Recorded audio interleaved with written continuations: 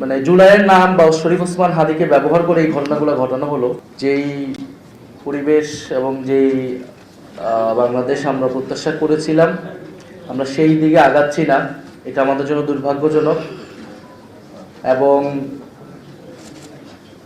আরো দুর্ভাগ্যজনক যে যারা এই ঘটনাটা সেই রাতে ঘটিয়েছে বা যারা প্রথম আলো, ডেইলি স্টার সহ সাংস্কৃতিক প্রতিষ্ঠানগুলোর উপর হামলা করেছে, তারা জুলাই গণ অভ্যুত্থানের স্লোগানগুলোকেই ব্যবহার করেছে, শরীফ ওসমান হাদির মৃত্যুকেই ব্যবহার করেছে এবং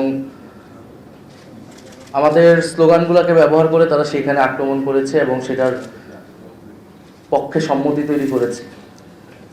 এই ঘটনার পরে আমরা বলেছি যে এটা সরকারের ভিতরের একটা অংশের এখানে সংশ্লিষ্টতা রয়েছে।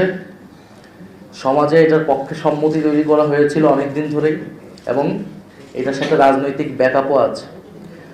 এই তিনটা ঘটনা একসাথে না ঘটলে এত বড় সাহস সেই রাতে পক্ষে করা সম্ভব হতো না। এবং যে খুব বেশি মানুষ, এটা কয়েক হাজার মানুষ গিয়ে এটা ঘটিয়েছে এরকমও না। ফলে পুরো ঘটনাটাই পরিকল্পিত ছিল। শরীফ ওসমান হাদি তার একটা অ্যাক্সিডেন্ট হতে পারে এবং হওয়ার পরে কি কি ঘটনা ঘটানো হবে বাংলাদেশে, এটার একটা চক্রান্ত পরিকল্পনা আগে থেকেই তৈরি হয়েছে। কারণ ঘটনাগুলো দেখে আমাদের কাছে এটাই মনে হয়েছে।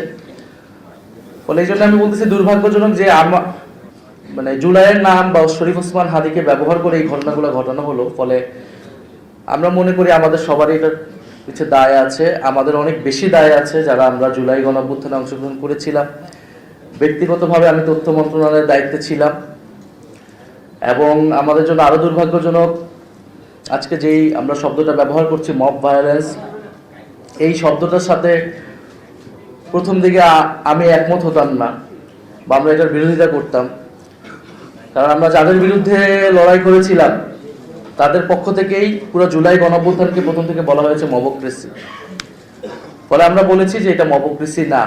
আমরা অনেক কিছু বলেছি, গণঅভ্যুত্থান, বিপ্লব পরবর্তী পরিস্থিতিতে দেশে অনেক কিছু হয়, পুলিশ নাই, মানুষের অনেক ক্ষোভ, 16 বছরের পুঞ্জীবিত ক্ষোভ। কিন্তু 1.5 বছর পার হয়ে গিয়েছে, এখন যেটা হচ্ছে এটা সম্পূর্ণভাবে পরিকল্পিত অপরাধ হচ্ছে।